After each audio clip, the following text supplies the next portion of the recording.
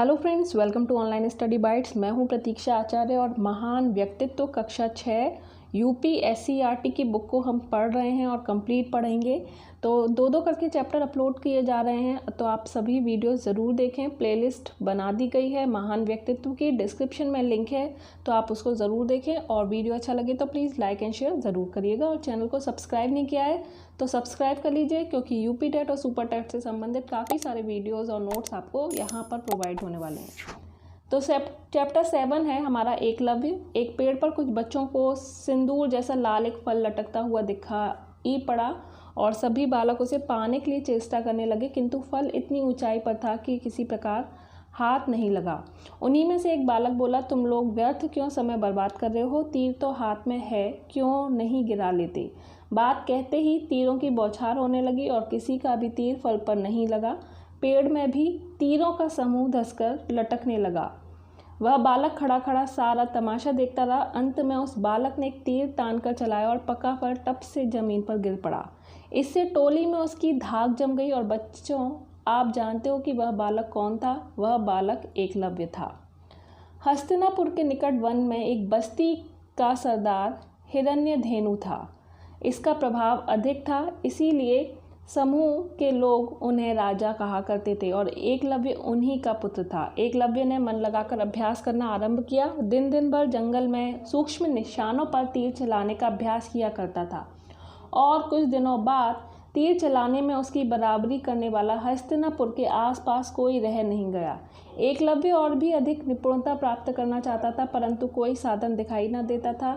इसी बीच उसे पता चला कि हस्तिनापुर में राजकुमारों को बाण विद्या की शिक्षा देने के लिए कोई बड़े आचार्य आए हैं। इनके समान बाण विद्या में दक्ष उस समय कोई नहीं था। उसमें मन में आया कि मैं भी क्यों ना उन्हीं से चलकर सीखूं, पर तुरंत ही उसने सोचा कि वे तो राजकुमारों के गुरु हैं, उन्हें सिखाते हैं, मैं निर्धन हूँ और मुझे वह सिखाएंगे कि नहीं। यह शंका उसके मन में बनी रही और फिर भी उसने अपने भाग्य की परीक्षा लेनी चाहिए और वह हस्तिनापुर के लिए चल पड़ा। हस्तिनापुर में जो गुरु राजकुमारों को बाण चलाने की कला सिखाते थे, उनका नाम था द्रोण। आरंभ से ही उन्होंने शस्त्र चलाना सीखा था और वे बाण विद्या के आचार्य थे, इसलिए उनका नाम द्रोणाचार्य हो गया। कहा जाता है उनके जैसा बाण चलाने वाला कोई नहीं था। वे हस्तिनापुर के राजकुमार दुर्योधन, युधिष्ठिर, भीम, अर्जुन, नकुल, सहदेव आदि को बाण विद्या सिखाते थे। उन्हीं के साथ साथ और भी दूसरे स्थानों के राजकुमार आचार्य की ख्याति सुनकर धनुर्विद्या सीखने हस्तिनापुर आकर उनके शिष्य बन गए थे। दोपहर के समय कुरु तथा पांडु वंश के राजकुमार और अन्य प्रांतों के राजकुमार बाण चलाने का अभ्यास कर रहे थे। रंगभूमि के भीतर जाने का साहस न होने के कारण एकलव्य वहां पहुंचने के बाद वहीं खड़ा खड़ा राजकुमारों का अभ्यास देखने लगा और देखने में इतना लीन हो गया कि वह अपने को भी भूल गया। राजकुमारों में बाण चलाने में अर्जुन सबसे श्रेष्ठ थे। एकलव्य ने देखा कि एक खूंटे पर मिट्टी की एक चिड़िया रखी है तथा थोड़ी दूर पर दूसरे खूंटे पर तीर की एक चूड़ी लगी है। निश्चित दूरी से इस प्रकार तीर चलाना है कि वह चूड़ी के भीतर होता हुआ चिड़िया की आंख भेद दे। सभी राजकुमार द्रोण का संकेत पाकर तीर चला रहे थे, परंतु किसी का भी तीर निश्चित स्थान पर नहीं लग रहा था। इधर राजकुमार अपने अभ्यास में इतने लीन थे कि उन्होंने एकलव्य को नहीं देखा। अंत में जब एक राजकुमार का तीर आंख छूकर पृथ्वी पर गिरा तो एकलव्य से न रहा गया और उसके मुंह से निकल पड़ा, वाह वाह, केवल थोड़ी कुशलता की और आवश्यकता थी। यह सुनकर जवाब ध्यान द्वार की ओर गया और वहां उन्होंने देखा कि एक युवक खड़ा है। चौड़ा कंधा, शरीर के सब अंग सुडौल मानो किसी सांचे में ढले हों और तीर और धनुष भी है, किंतु शरीर पर केवल धोती है। द्रोणाचार्य की भी दृष्टि उधर गई। सब लोग एकटक उधर देखने लगे और आचार्य ने कुछ क्षण के बाद उसे संकेत से बुलाया। एकलव्य धीरे से उनके पास गया और चरण छूकर प्रणाम करके खड़ा हो गया। द्रोणाचार्य ने ध्यान से उसे सिर से पांव तक देखा और पूछा, तुम निशाना लगा सकते हो? यह प्रश्न सुनकर उसने कहा, हाँ मैं लगा सकता हूँ। और फिर कुछ पूछे बिना ठीक स्थान पर जाकर उसने तीर चलाया और तीर आंख भेदता हुआ निकल गया। सब लोग चकित हो गए। द्रोणाचार्य के पूछने पर उसने अपना नाम एकलव्य बताया। द्रोणाचार्य इस बालक के कौशल से प्रसन्न हुए। परिचय पूछने के बाद आने का कारण पूछा और एकलव्य ने सब बताकर धनुर्विद्या सीखने की अभिलाषा व्यक्त की। द्रोणाचार्य ने इस विषय में अपनी विवशता व्यक्त की और एकलव्य की सारी आशाएं क्षण भर में नष्ट हो गईं। बड़ी निराशा और दुख भरे स्वर में उसने कहा, मैं तो आपको गुरु मान चुका हूँ। और इतना कहकर उनके चरण छूकर वह चल दिया। जंगल में एक स्वच्छ स्थान पर उसने द्रोणाचार्य की मिट्टी की मूर्ति बनाकर स्थापित की और वह प्रातः काल और संध्या समय उसकी पूजा करता, दिन भर बाण चलाने का अभ्यास करता। बहुत दिनों बाद जब राजकुमार बाण विद्या में निपुण हो गए, तब सब लोग जंगल में शिकार खेलने गए। घोड़े पर ये लोग एक हिरण का पीछा कर रहे थे कि अचानक बाणों की वर्षा हुई और जो जहाँ था वहीं रह गया। राजकुमार घोड़े से उतरे। उन्होंने देखा कि घोड़े के पैरों के चारों ओर बाण पृथ्वी में घुसे हुए हैं। घोड़े चल नहीं सकते। आगे बढ़ने पर जटाधारी एक युवक मिला जो एक मूर्ति के सम्मुख बैठा था। राजकुमारों ने पूछा, श्रीमन, आपने धनुर्विद्या कहाँ से सीखी? एकलव्य ने कहा, आप मूर्ति नहीं पहचानते? यह द्रोणाचार्य की मूर्ति है। यही बाण विद्या के हमारे गुरु हैं। राजकुमारों को बड़ा आश्चर्य हुआ क्योंकि द्रोणाचार्य ने उनसे कहा था कि तुम लोगों के अतिरिक्त हम किसी को भी बाण विद्या नहीं सिखाते। लौटकर उन्होंने सारी कथा आचार्य को सुनाई। अर्जुन बहुत दुखी हुए क्योंकि वे समझते थे कि मेरे समान बाण चलाने वाला कोई नहीं है। द्रोणाचार्य ने उन्हें समझाया बुझाया और सबको लेकर उस युवक से मिलने गए। एकलव्य ने द्रोणाचार्य को देखा और भक्ति तथा श्रद्धा से उनके चरणों पर गिर गया। उसने कहा, आप मुझे नहीं पहचानोगे। मैं वही एकलव्य हूँ जिससे आपने शिक्षा देना स्वीकार किया था। आपको तो मैंने गुरु मान लिया था। यह आपकी प्रतिमा है। आपकी कृपा से मैंने आज बाण चलाने में सफलता प्राप्त कर ली है। द्रोणाचार्य ने सोचा कि मैंने अर्जुन को आशीर्वाद दिया था कि तुम्हारे समान संसार में तीर चलाने वाला दूसरा कोई ना होगा। तो द्रोणाचार्य ने कहा, तुम्हारी कला और गुरु भक्ति से देखकर मैं बड़ी प्रसन्नता हुई है। अब हमें गुरु दक्षिणा दो। एकलव्य ने कहा, आज्ञा दीजिए गुरुवर। द्रोणाचार्य ने कहा, मुझे कुछ नहीं चाहिए, केवल अपने दाहिने हाथ का अंगूठा दे दो। एकलव्य बोला, यह तो आपने कुछ नहीं मांगा, लीजिए। इतना कहकर उसने अपने दाहिने हाथ का अंगूठा काटकर उनके चरणों पर रख दिया। और सच है, श्रद्धा लभते ज्ञानम, श्रद्धा से ज्ञान की प्राप्ति होती है। तो यहाँ पर एकलव्य जो चैप्टर है वो एंड होता है। तो कुछ इंपॉर्टेंट जो पॉइंट थे वो आपको पता चल गए होंगे।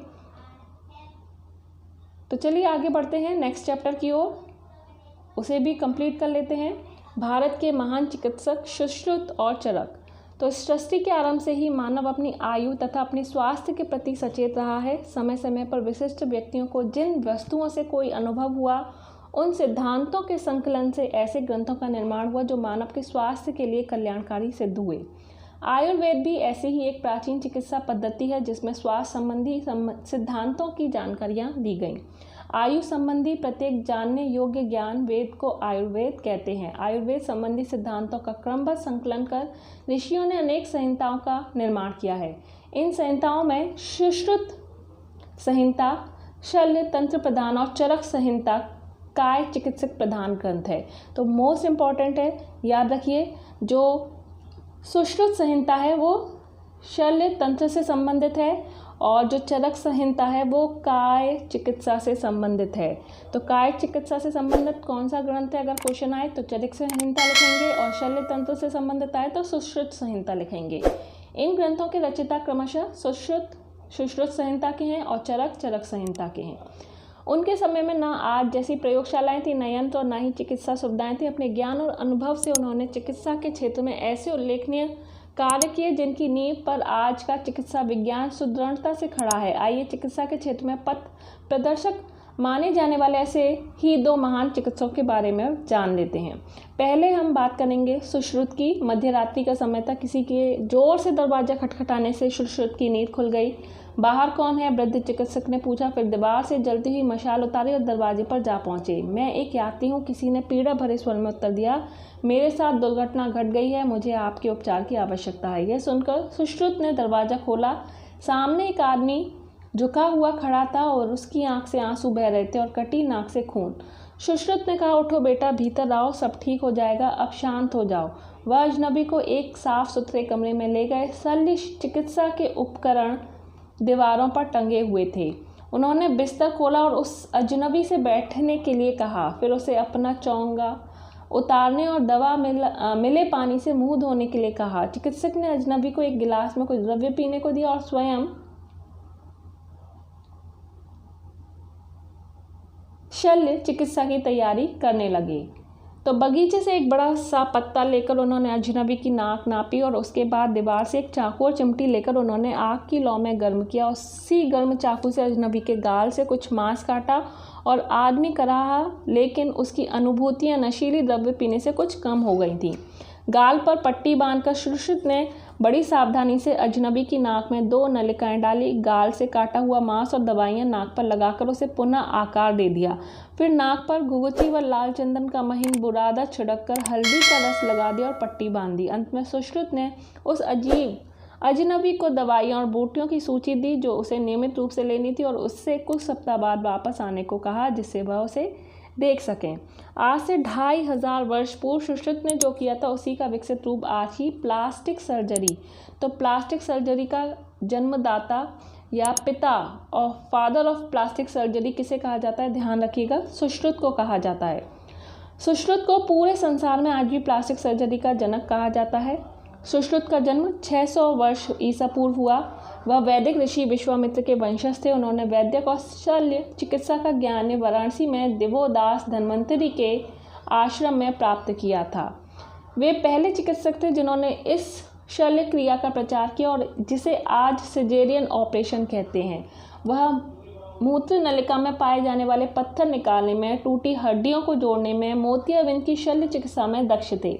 उन्होंने शल्य चिकित्साओं का ऑपरेशन से पहले प्रयोग में आने वाले उपकरण गर्म करने के लिए कहा जिससे कीटाणु मर जाएं। उन्होंने यह भी सुझाव दिया कि बीमार का ऑपरेशन से पहले नशीला द्रव्य पिलाया जाए। चिकित्सक आज भी इसका प्रयोग निषेचक यानी कि एनेस्थेसिया के रूप में करते हैं। और सुश्रुत एक अच्छे अध्यापक भी थे। उन्होंने अपने शिष्यों से कहा था कि अच्छा वैद्य वही है जो सिद्धांत और अभ्यास दोनों में पारंगत हो। वे अपने शिष्यों से कहा करते थे कि वास्तविक शल्य चिकित्सा से पहले जानवरों की लाशों पर शल्य चिकित्सा का अभ्यास करना चाहिए। अपनी पुस्तक सुश्रुत संहिता में उन्होंने विभिन्न प्रकार के 101 चिकित्सा उपकरणों की सूची दी है। आज भी उन यंत्रों के समान यंत्र वर्तमान में चिकित्सक प्रयोग में लाए जाते हैं। वह चिमटियों के नाम उन जानवरों या पक्षियों पर रखते थे जिनकी शक्ल से वे मिलते थे, जैसे क्रोकोडाइल फार्सेप्स, हॉगबिल फार्सेप्स आदि। अब पढ़ते हैं हम चरक के बारे में। तो सुश्रुत के बारे में आपको काफ़ी सारी अच्छी जानकारी मिली और जो एग्ज़ाम में आपसे उनसे रिलेटेड क्वेश्चन भी पूछे जाते हैं, तो इसीलिए पूरा चैप्टर पढ़ा जा रहा है जिससे कि आपको एक स्टोरी भी पता चल जाए, उनसे संबंधित कहानियाँ पता चल जाए और जो इम्पॉर्टेंट पॉइंट हैं वो भी आप याद रखें। चलिए चरक के बारे में पढ़ लेते हैं। प्राचीन काल में जब चिकित्सा विज्ञान की इतनी प्रगति नहीं हुई थी, गिने चुने चिकित्सक ही हुआ करते थे। उस समय चिकित्सक स्वयं की दवा बनाते थे, शल्य क्रिया करते और रोगों का परीक्षण करते थे। तब आज जैसी प्रयोगशालाएं, परीक्षण यंत्र व चिकित्सा सुविधाएं नहीं थी, फिर भी प्राचीन चिकित्सकों का चिकित्सा ज्ञान व चिकित्सा स्वास्थ्य के लिए अति लाभकारी था। 2000 वर्ष पूर्व भारत में ऐसे ही चिकित्सक चरक हुए जिन्होंने आयुर्वेद चिकित्सा के क्षेत्र में शरीर विज्ञान, निदान शास्त्र और भ्रूण विज्ञान पर चरक संहिता नामक पुस्तक लिखी। इस पुस्तक को आज भी चिकित्सा जगत में बहुत महत्व दिया जाता है। चरक वैशंपायन के शिष्य थे, ध्यान रखिएगा। इनके चरक संहिता ग्रंथ में भारत के पश्चिमोत्तर प्रदेश की ही अधिक वर्णन होने से यह भी उसी प्रदेश के प्रतीत होते हैं। कहा जाता है कि चरक को शरीर में जीवाणुओं की उपस्थिति का ज्ञान था, परंतु इस विषय पर उन्होंने अपना कोई मत व्यक्त नहीं किया है। चरक को आनुवंशिकी के मूल सिद्धांतों की भी जानकारी थी और चरक ने अपने समय में यह मान्यता दी थी कि बच्चों के आनुवंशिक दोष जैसे अंधापन, लंगड़ापन जैसी विकलांगता माता या पिता की किसी की कमी के कारण नहीं, बल्कि डिंबाणु या शुक्राणु की त्रुटि के कारण होती है और यह मान्यता आज एक स्वीकृत तथ्य है। उन्होंने शरीर में दांतों सहित 360 हड्डियों का होना बताया। इम्पॉर्टेंट है, देखिए यूपी टेट हो या सुपर टेट हो, एग्ज़ाम यूपी का है तो यूपी की बुक से ही आएगा, तो कुछ भी पूछ सकते हैं, इसीलिए आप हर एक पॉइंट को बहुत ध्यान से पढ़ें और याद रखें। चरक का विश्वास था कि हृदय शरीर का नियंत्रण केंद्र है। चरक ने शरीर रचना और भिन्न अंगों का अध्ययन किया था और उन्होंने कहा था कि हृदय पूरे शरीर की 13 मुख्य धमनियों से जुड़ा हुआ है। इसके अतिरिक्त सैकड़ों छोटी बड़ी धमनियां हैं जो सारे ऊतकों को भोजन रस पहुंचाती हैं और मल व व्यर्थ पदार्थ बाहर ले जाती हैं। इन धमनियों में प्राचीन चिकित्सक आंत्र इन धमनियों में किसी प्रकार का विकार आ जाने से व्यक्ति बीमार हो जाता है। प्राचीन चिकित्सक आत्रेय के निर्देशन में अग्निवेश ने एक बृहद संहिता ईसा से 800 वर्ष पूर्व लिखी थी और इस बृहद संहिता को चरक ने संशोधित किया था। तो ये जो बृहद संहिता थी ये किसने लिखी थी? अग्निवेश ने, ठीक है, आत्रेय के निर्देशन में, जो चरक संहिता के नाम से प्रसिद्ध हुई। इस पुस्तक का कई भाषाओं में अनुवाद भी हुआ है और आज भी सुश्रुत संहिता और चरक संहिता की उपलब्धि इस बात का स्पष्ट प्रमाण है कि ये अपने अपने विषय में सर्वोत्तम ग्रंथ हैं और ऐसे ही प्राचीन चिकित्सकों की खोज रूपी नींव आज की चिकित्सा विज्ञान सुदृढ़ रूप से खड़ा है। इन संहिताओं ने नवीन चिकित्सा विज्ञान को कई क्षेत्रों में उल्लेखनीय मार्गदर्शन दिया है। तो यहाँ पर सुश्रुत और चरक से संबंधित जो भी इम्पोर्टेंट पॉइंट थे उसको भी अंडरलाइन किया गया है। तो आप देख सकते हैं, एक बार दोबारा आप वीडियो ज़रूर देखें जिससे कि आपको याद हो जाए। जो भी इम्पोर्टेंट पॉइंट्स है आप उनको ध्यान रखें क्योंकि एग्ज़ाम में कुछ भी पूछ सकते हैं। तो इसी के साथ अभी के लिए इतना ही, नेक्स्ट चैप्टर में मिलेंगे। तो bye bye, take care and thanks for watching. तो यहाँ पर आप क्वेश्चन देख सकते हैं और कोशिश कीजिए इनको खुद ही सॉल्व करने की। कमेंट में ज़रूर बताइए कैसा लगा वीडियो और लाइक एंड शेयर करना बिल्कुल भी ना भूलें। अगर सब्सक्राइब नहीं किया है तो सब्सक्राइब ज़रूर करें जिससे कि आप यूपी टेट और सुपर टेट के वीडियोस प्राप्त करते रहें। तो इसके लिए बेल आइकन पर ज़रूर दबाएं जिससे कि सबसे पहले नोटिफिकेशन आप तक पहुँचे। अभी के लिए bye bye, take care and thanks for watching.